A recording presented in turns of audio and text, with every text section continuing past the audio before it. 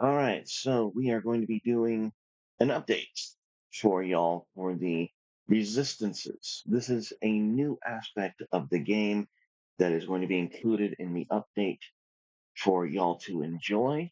Let's get into it. We have the resistances, and the first thing you're going to ask yourself is, okay, this is an update. Why didn't it have resistances before? Why do we have them now? Good questions. The why. In Magic the Gathering and in most other card games, there are a few keywords that are a little OP. Things that just outright destroy things, outright tap things, or exile them. In exile, it's banished, meaning it goes away for 3 turns in the Shade of Dominion. Destroy has been changed to it automatically removes a wound from a target, whether it's NPC or a shade summon. It automatically removes a wound. Tapping is exhaustion. Just the target is absolutely cannot function for that turn, and whenever they are attacked, they will take max damage. And then you have things that are far more ambiguous, but still need to be accommodated for. Things like illusions, things like um, poison buildup, whether or not when it comes to illusions, is the illusion believed? Is it convincing? And then we get to things like gaining control, taking control of the battlefield or another NPC or another enemy. All of these things require something to butt them up against. And they're too powerful for a spell to simply say, yes, this happens. So there needed to be a gauge, a meter, if you will, to determine how and why that happens. So we came up with the resistances. Now, for your Aether mages, your primary resistance is going to be Sanity. Now, we're going to go through what each of these mean as we go through them, but these are your 5 resistances. You have Sanity, Coil, Grit, Agency, and Stamina.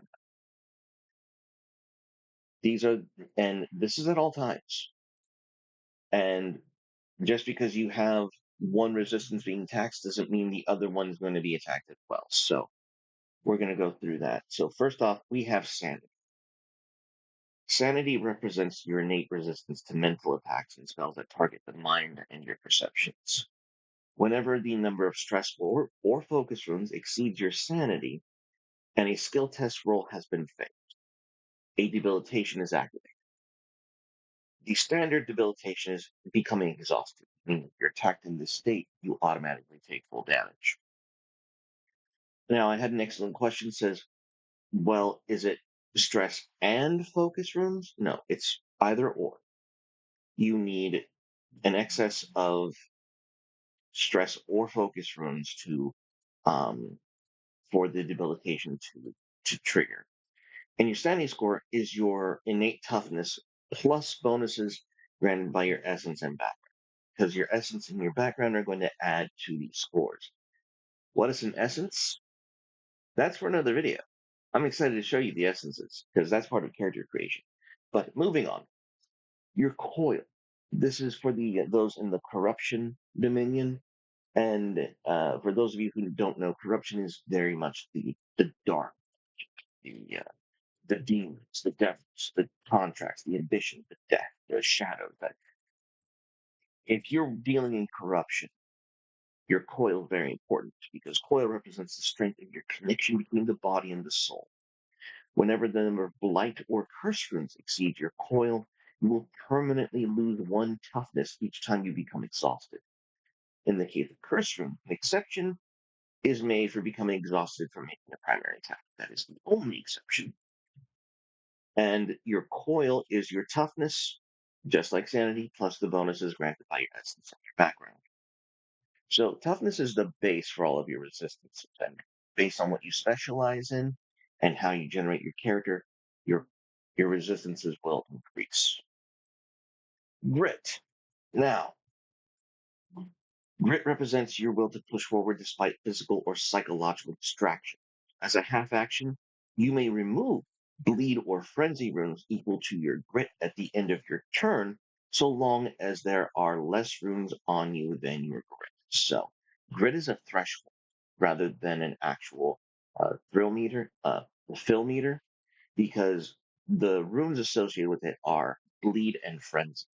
And whenever you're attacked in combat with bleed or frenzy runes, those runes will add damage to the attack being dealt to you. So you're able to erase them every time at the end of your turn equal to your grit. Your grit is your ability to shrug it off and say, nope, I don't accept this. Now, when bleed or frenzy runes exceed your grit, you're in trouble. And grit is your toughness plus your bonuses. Once again, agency. Agency represents your will to maintain your confidence, your liberty, and independence despite any form of pressure, guilt, anxiety, or shame. As a half action, you may remove better runes, not blessing runes, because blessing runes are always good, so removal was not included. You may remove better runes equal to your agency so long as your agency is equal to or half is equal to or greater than the amount of fetter runes on you as a half action. Also remember that you need to keep that half action to be able to do this on your turn. So agency again, your toughness plus bonuses. Nothing has changed there. Lastly, we have stamina. Now, stamina represents your body's ability to absorb and endure toxins and other extreme metabolic sense to your vital systems. Whenever the number of poison or serum runes exceeds your stamina, you roll a 1d6, and if the result is 1 or higher, you lose a wound. Again, this is a bar that once it gets filled, you're going to have to keep rolling. I do believe that in the case of serum wounds, or serum runes, I'm sorry, in the case of serum runes, once you roll that d6 and you take that wound, you remove the serum rune. So that's also to your benefit. Once again, your stamina is your toughness plus bonuses. And that should be it, ladies and gentlemen. That is the end of the show. Let me know what you think, what you think about the update, and we will be playing soon. So I look forward to seeing you all then. Let's go throw some shade, everyone. Bye bye.